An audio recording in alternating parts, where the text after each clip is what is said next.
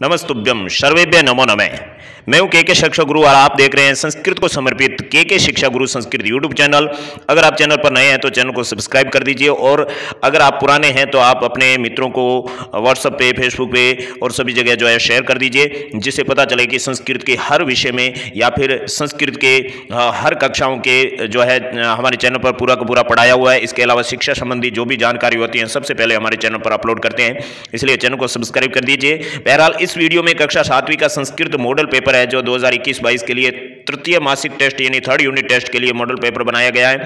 इसमें आपके जो है संधि के प्रश्न अभिसंधि के रूप में बताए जाएंगे, उसके बाद में मैच वाले, ब्लैंक वाले, हाँ ना वाले प्रश्न यहाँ पर दिए जाएंगे। तो पहला प्रश्न आपके सामने है, अधोलिखिता नाम प्रश्नानाम उत्तराणी कोष्ठके ददत्। नीचे लिखे प्रश्नों के उत्तर कोष्ठक में लिखने हैं।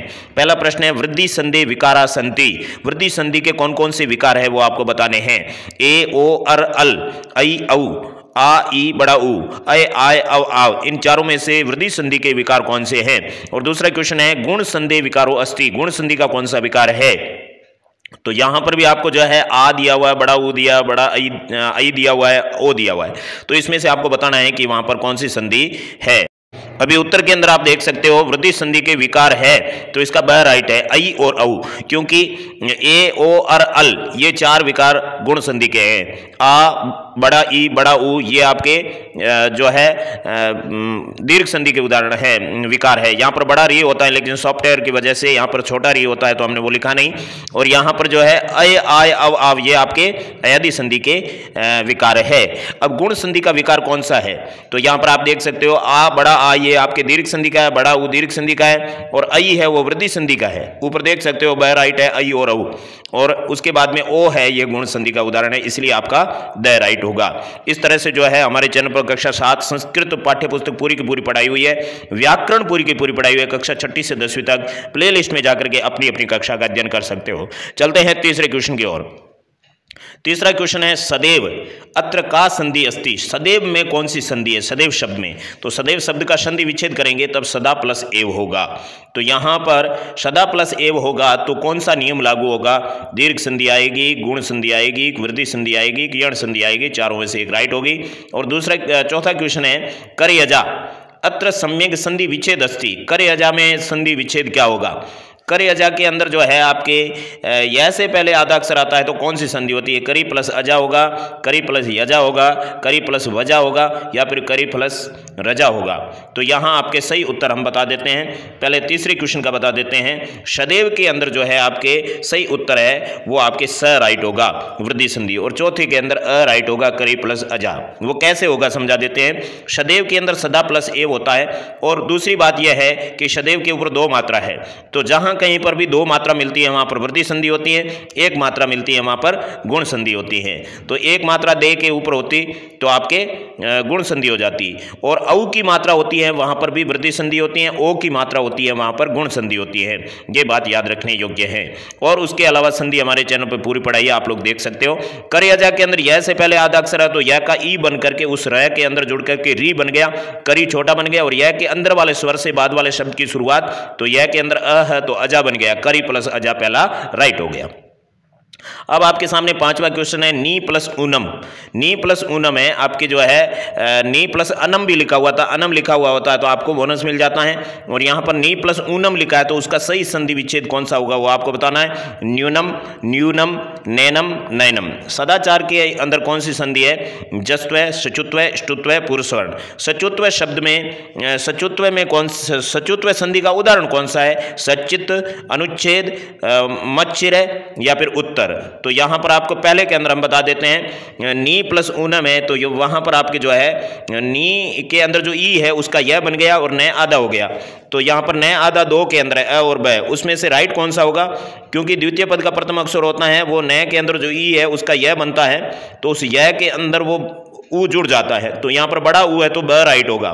ब के अंदर न्यूनम लिखा है वो इसका सही राइट आंसर होगा। जी हाँ, बिल्कुल देख सकते हैं आप, यहां पर ब राइट होगा। पांचवे का ब, और छठे के अंदर सदाचार के अंदर अ जस्त्व राइट है, और सातवें के अंदर अ सचित राइट है। वो कैसे हुआ, सातवां छठा बताते हैं। सदाचार के अंदर सत प्लस आचार, सत हलंत होगा तो आपके व्यंजन संधि होगी। और चारों के चारों व्यंजन संधि के ऑप्शन है जस्त्व, सचुत्व, इष्टुत्व और पूर्व सवर्ण। तो यहाँ पर आपके जस्त्व राइट होगा। और सदाचार के अंदर दीर्घ संधि भी है, सदा प्लस आचार, लेकिन वो आपके यहाँ पर ऑप्शन में नहीं है, इसलिए आपके जस्त्व राइट होगा। और उसके बाद में सचुत्व संधि का है तो सत प्लस चित, ये आपके सचुत्व संधि है। तय वर्ग को चय वर्ग आदेश होगा, सत के तय को चय हो जाएगा तो सचित हो गया। अनुच्छेद के अंदर आपके तुकागम संधि है, अनु प्लस छेद है ना, तो तय का चय बन गया सचुत्व संधि से। मच्छिरे के अंदर मत प्लस शिर है तो यहाँ पर छत्व संधि है, जो शय है संकर वाला उसको छत्री वाला आदेश होता है। उत्तर के अंदर उत प्लस तर, यहाँ पर आपके चरत्व संधि है, पहला आदेश होता है। उत के बाद में तर आ गया, तय पहले आ गया तो पहला होगा, यहाँ पर ए राइट होगा। अब आपके सामने 8वां क्वेश्चन है सम प्लस गम, यहां पर कौन सी संधि है? तो सम प्लस गम के अंदर आप देख सकते हो अनुस्वार, परस्वर्ण, द्वयोरपि, बोथ ऑफ दीज, एको अपि नास्ति, नन ऑफ दीज, इनमें से राइट कौन सा होगा? और उसके बाद में मनोहर अत्र संधि अस्ति, मनोहर शब्द में कौन सी संधि है? गुण स्वर संधि, उत्व विसर्ग संधि, तुकागम व्यंजन संधि या फिर अयादि स्वर संधि, ये भी आपको बताना है। यानी गुण संधि है, उत्व संधि है, तुकागम संधि है या फिर अयादि संधि है, वो बताना है। भानुर जयति अत्र सम्यक संधि विच्छेद अस्ति, भानुर जयति में सही संधि विच्छेद क्या है? भानु प्लस जयति, भानु प्लस रजयति, भानु प्लस उयति और भानु प्लस जयति विदाउट विसर्ग। तो यहां पहला प्रश्न है सम प्लस गम। यहां पर आप देख सकते हो कि मैं के बाद में कोई भी व्यंजन आए तो मैं का अनुस्वार बनता है, तो अनुस्वार संधि होती है। और उसके बाद में जो अनुस्वार बनता है उसका परस्वर्ण होता है, उसी वर्ग का 5वां बनता है। तो यहां पर सम प्लस गम के 2 शब्द बनेंगे, एक तो संगम के ऊपर बिंदी वाला और एक जो है स के बाद में ड़ और ड़ आधा ड़ के बाद में ग। तो यहां पर जो है आपके स राइट होगा, ठीक है ना, द्वयोरपि दोनों ही राइट है, अनुस्वार भी है परस्वर्ण भी है, सह राइट होगा। और उसके बाद में मनोहर के अंदर कुछ लोग जो है गुण संधि बोल देते हैं क्योंकि ओ की मात्रा आती है, लेकिन वो गुण संधि नहीं है, मनः प्लस हर होगा, उत्व विसर्ग संधि होगी। प्रथम पद के अंतिम अक्षर के साथ में अ जुड़ता है, उसके बाद में विसर्ग होता है और उसके बाद में तीसरा चौथा पांचवा ये लव है या फिर कोई भी स्वर आता है तो उत्व विसर्ग संधि होती है। तो यहां पर ब राइट है। उसके बाद में भानु प्लस जयति, जय के ऊपर वाले रह का विसर्ग बना तो भानु हूं, उसके बाद में जयति, इस तरह से आपके जो है यहां पर विसर्ग संधि होगी। और विसर्ग संधि होगी लेकिन जो है 3 शब्दों में विसर्ग नहीं है और एक जगह विसर्ग है, तो यहां पर आपके भानु प्लस जयति ए राइट होगा। इसके आगे आप देख सकते हो 11वां क्वेश्चन है अर कस्या संधि विकारो अस्ति, अर कौन सी संधि का विकार है? दीर्घ संधि का है, गुण संधि का है, वृद्धि का है या यण का है? उसके बाद में 12वां है अनुनासिक संधि उदाहरण अस्ति, अनुनासिक संधि का उदाहरण कौन सा है? तस्मिन्नेव, उन्नति, वाग्घरी या फिर संतोष। तो यहां पर आपके जो है अनुनासिक संधि बतानी है, ठीक है ना। अनुस्वार, अनुनासिक, परस्वर्ण ये तीनों एक जैसे होते हैं तो ध्यान रखना पड़ता है। चैनल पे पढ़ाई हुई है, वहां पर जाकर के आप अध्ययन कर सकते हो। और उसके बाद में जो 13वां क्वेश्चन है उत्व विसर्ग संधि का उदाहरण कौन सा है? को अपि, रामो जयति, यशोदा या फिर धनोपकार। तो कृष्ण को ध्यान से देखो, उत्व विसर्ग संधि उदाहरणम नास्ति, यानी उत्व विसर्ग संधि का उदाहरण कौन सा नहीं है? तो कोपी भी है, रामो जयति भी है, यशोदा भी है और धनोपकार नहीं है। तो इस तरह से आपके जो है ये यहाँ पर धनोपकार राइट होगा। और 11वें के अंदर अर किसका कौन सी संधि का विकार है? तो आपको विकार याद रखने हैं। दीर्घ संधि के 4 विकार होते हैं, गुण संधि के 4 होते हैं, वृद्धि संधि के 2 होते हैं, यण संधि के 4 विकार होते हैं, अयादि के 4 होते हैं। तो यहाँ पर अर किस कौन सी संधि का है? जो यहाँ पर आप कह सकते हैं गुण संधि का है, क्योंकि गुण संधि के ए, ओ, अर और अल ये 4 विकार होते हैं। तो देख लीजिए आप यहां पर ब राइट है, आपके सामने लिखा हुआ है गुण संधि। और अनुनासिक संधि किसका कौन सा उदाहरण है? तो यहां पर भी ब राइट है, उन्नति, उन्नति राइट है। क्यों? क्योंकि तस्मिन एव के अंदर तस्मिन प्लस एव, यहां पर गमुडागम संधि है। और उन्नति के अंदर उत प्लस नति, उसी वर्ग का 5वां होता है जो बाद में नहीं, मतलब उसी वर्ग का 5वां होता है जो पहले होता है। तो उत के अंदर त था, उस त का क्या बन गया? न बन गया, तो उन्नति बन गया। तो यहां पर आपके अनुनासिक संधि है। वाग्घरी के अंदर पूर्व सवर्ण संधि है, वाक प्लस हरि, इस तरह से। और संतोष के अंदर अनुस्वार संधि है, संतोष के ऊपर अनुस्वार दिख रहा है, तो जहां अनुस्वार दिखता है वहां अनुस्वार संधि होती है। अनुनासिक तो वहां पर होती है जहां पर 2 वर्ण अनुनासिक कंटिन्यू दिखते हैं, लेकिन गमुडागम संधि के अंदर भी 2 वर्ण कंटिन्यू दिखते हैं। तो तस्मिन एव के अंदर आपके गमुडागम संधि है और उन्नति के अंदर जो है अनुनासिक संधि है। इन दोनों का फर्क कब पता चलेगा? जब आप संधि विच्छेद करेंगे। तो द्वितीय पद का प्रथम अक्षर स्वर आएगा तो गमुडागम है, और द्वितीय पद का प्रथम अक्षर व्यंजन आएगा और 5वां आएगा तो अनुनासिक। इस तरह से उत्व विसर्ग संधि भी आपको जो है बता दी गई है। वो पहले। अभी आपके 14वां और 15वां प्रश्न है। 14वें के अंदर नी रोग अत्र का संधि अस्ति, नी रोग के अंदर कौन सी संधि है? तो यहां पर आप देख सकते हो नी रोग के अंदर जो है सत्व विसर्ग संधि है नहीं, रुत्व है नहीं, उत्व है नहीं, और विसर्ग लोप संधि यहां पर है, जो कि विसर्ग लोप संधि सबसे अंत में पढ़ाई जाती है। तो यहां पर नी छोटा विसर्ग प्लस रोग, निही प्लस रोग होता है। तो अगर प्रथम पद का अंतिम अक्षर छोटा ई होता है और उसके बाद में विसर्ग होता है छोटा स्वर, ए भी हो सकता है, आ भी हो सकता है, छोटा ऊ भी हो सकता है, उसके बाद में द्वितीय पद का प्रथम अक्षर र होता है तो वो विसर्ग का लोप हो जाता है और जो छोटा स्वर होता है वो बड़ा हो जाता है। तो यहाँ पर ई है वो बड़ी हो गई और रोग साथ में जुड़ गया। तो इस तरह से विसर्ग लोप संधि है, द ऑप्शन राइट होगा। 15वें के अंदर आप देख सकते हो दीर्घ संधि उदाहरणम अस्ति, दीर्घ संधि का क्या उदाहरण है? तो सप्तर्षि आपके सप्त प्लस ऋषि एक गुण संधि का उदाहरण है। लघु उपदेश यहाँ पर गु बड़ा है तो यहाँ पर दीर्घ संधि है, लघु प्लस उपदेश। सत्युष्मा यहाँ पर सती प्लस ऊष्मा यण संधि है। धात्रंश धात्री प्लस अंश यहां पर भी यण संधि है।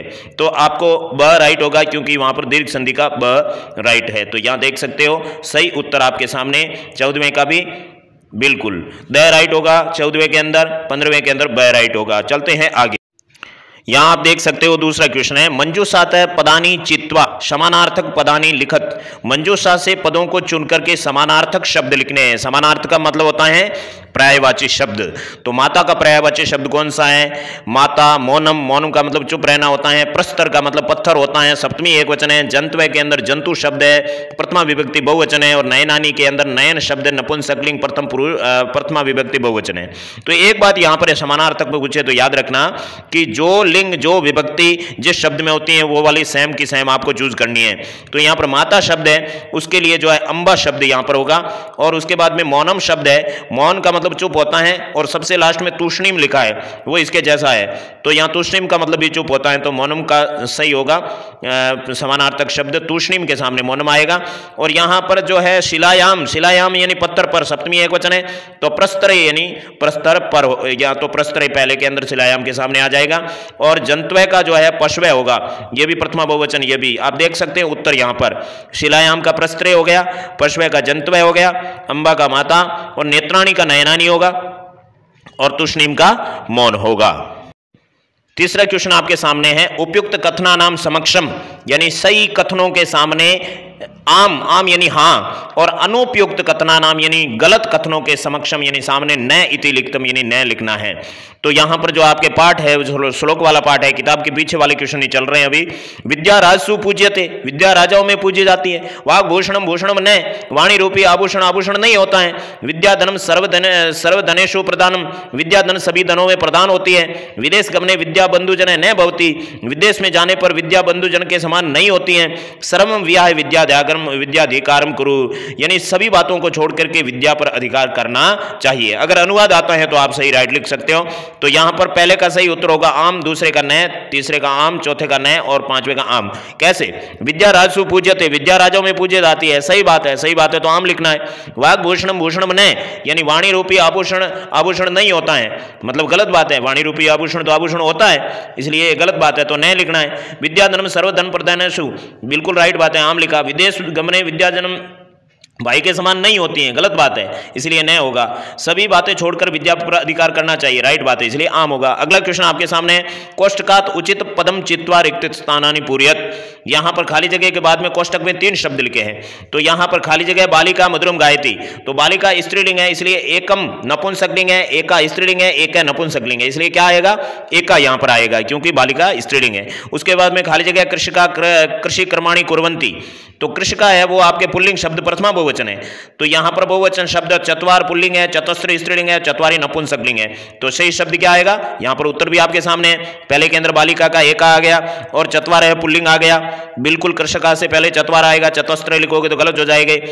और उसके बाद में तानी पत्राणी, पत्राणी के बाद में खाली जगह थी उसमें तानी आ गया, ते और ता नहीं आएगा क्योंकि ते आपके नपुंसकलिंग होता है, स्त्रीलिंग होता है, और ता स्त्रीलिंग होता है, ते पुल्लिंग होता है, और तानी नपुंसकलिंग होता है। तो यहाँ पर तानी आएगा, पत्राणी नपुंसकलिंग है, इसलिए देन में दुग्धम खाली जगह ददाती ददती ददंती, तो यहाँ पर ददाती आएगा क्योंकि ददती है वो बहुवचन है और ददंती तो होता ही नहीं है। वयम संस्कृतम और वयम है वो उत्तम पुरुष बहुवचन का करता है, तो अपठम उत्तम पुरुष एक वचन है, अपठन प्रथम पुरुष बहुवचन है, अपठाम उत्तम पुरुष बहुवचन है, इसलिए अपठाम यहां पर राइट होगा। अगला क्वेश्चन है कोष्टकात् समुचित पदम चित्वा रिक्त स्थानानि पूरयत।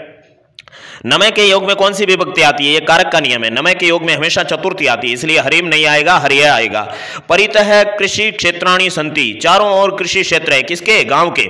तो गांव के तो षष्ठी आनी चाहिए, लेकिन ये कारक का नियम है, परितः शब्द के योग में हमेशा द्वितीय आती है, इसलिए ग्रामम आएगा। उसके बाद में नमः है, तो नमः आपने पहले में पढ़ दिया, चतुर्थी विभक्ति आती है नमः के योग में, इसलिए यहां पर अंबा या षष्ठी और पंचमी है, और अंबा यही ये चतुर्थी है, ये आपके राइट होगा। खाली जगह ऊपरी अभिनेता अभिनयम करोति, ऊपरी के योग में हमेशा षष्ठी आती है, ऊपरी ऊपरी दो बार आ जाता है तो द्वितीय आती है, तो यहां पर ऊपरी के अंदर षष्ठी आएगी, मंचस्य राइट होगा। उत्तर आप देख सकते हो, पहले के अंदर जो है हरिये नमः, दूसरे के अंदर ग्रामम परितः, तीसरे के अंदर जो है अंबा यही नमः, चौथे के अंदर मंचस्य ऊपरी, और पांचवें के अंदर फिर से देखना है आपको, खाली जगह थी, उसके बाद में उभयतः, उभयतः के योग में हमेशा द्वितीय आती है, इसलिए पितरम आएगा। पितरम में द्वितीय है, पितु में षष्ठी है, तो यहां पर पितरम शब्द राइट होगा। ऐसे क्वेश्चन आपके तभी राइट होते हैं जब आपको शब्द रूप पूरे आते हैं। अगला क्वेश्चन आपके सामने है, अंतिम क्वेश्चन है, श्लोकांशान योजयत, श्लोकों को जोड़िए, कै खंड को खे खंड से जोड़ना है। विद्या राजसु पूज्यन्ते न ही धनम, विद्या राजाओं में पूजी जाती है, न कि धन। और हारा ने चंद्रोज्वला, हार न ही हार और न ही चंद्रमा के समान उज्जवल हार। केयूरा ने विभूषंती पुरुषम, बावजुबंद इत्यादि पुरुष को सुशोभित नहीं करते हैं। न भ्रातृभाजन में भारकारी, न भार करने वाली है, न भाइयों में बांटी जाने वाले योग्य है। न चोर आर्यम न राज आर्यम, न चोर चुराने योग्य है, न राजा के द्वारा हरण करने योग्य है। या संस्कृता धार्यते, जो संस्कारों को धारण करती है। सत्कार आयतम कुलस्य महिमानम, यानी कुल की महिमा सत्कारों का समूह है। और उसके बाद में विद्या विहीन पशु है, यानी विद्या विहीन व्यक्ति पशु होता है। वाणी का समलंकरोति पुरुषम, एकमात्र वाणी ही पुरुष को अलंकृत करती है। रत्ने विना भूषणम, बिना रत्नों का आभूषण होता है। तो यहां पर उल्ट सुल्ट लिखा हुआ है, उल्ट सुल्ट समझते हो, इधर उधर लिखे हुए हैं तो उसको सही लिखना है सामने। तो यहां पर सही उत्तर आपके सामने है, गलत उत्तर चले गए। विद्या राजसु पूजनते नहीं धनम, विद्या विहीन है पुरुष है, विद्या विहीन है पशु। विद्या राजाओं में पूजी जाती है, न कि धन, विद्या विहीन व्यक्ति पशु होता है, ये राइट हो गया। केयूरा ने विभूषंती पुरुषम, हारा ने चंद्रोजला, बाजूबंद इत्यादि पुरुष को सुशोभित करते हैं, और न ही चंद्रमा के समान उज्जवल हार। न चोर हार्यम न राज हार्यम, न भ्रातृभाजम न भारकारी, न चोर चुरा सकता है, न राजा हरण कर सकता है, न भाई में बांटी जाती है, न ही बाहर करने वाली है, ऐसा विद्यारूपी धन होता है। सत्कार आयतनम कुलस्य महिमा रत्ने विना भूषणम, कुल की महिमा और संस्कारों का समूह होता है, और बिना रत्न का आभूषण होता है विद्या। वाणी का समलंकरोति पुरुषम, एकमात्र वाणी ही पुरुष को अलंकृत कर सकती है, जो संस्कारों को धारण करती है। उम्मीद करते हैं आपको सारे क्वेश्चन समझ में आ गए होंगे। इसी तरह से हमेशा सारे क्वेश्चन समझने के लिए और शिक्षा संबंधी, आपके स्कूल संबंधी जो भी जानकारी है, सबसे पहले प्राप्त करने के लिए चैनल को सब्सक्राइब कर दीजिए, और सब्सक्राइब कर दिए तो अपने मित्रों, अपने रिश्तेदारों सभी को बताने के लिए शेयर जरूर करें, लाइक जरूर करें। इन्हीं शब्दों के साथ में के शिक्षा गुरु को आज्ञा दीजिए। धन्यवाद, नमस्कार, नमस्तुभ्यम। भगवान आपका भला करें, लेकिन भला सबका करो और शुरू हमसे करो।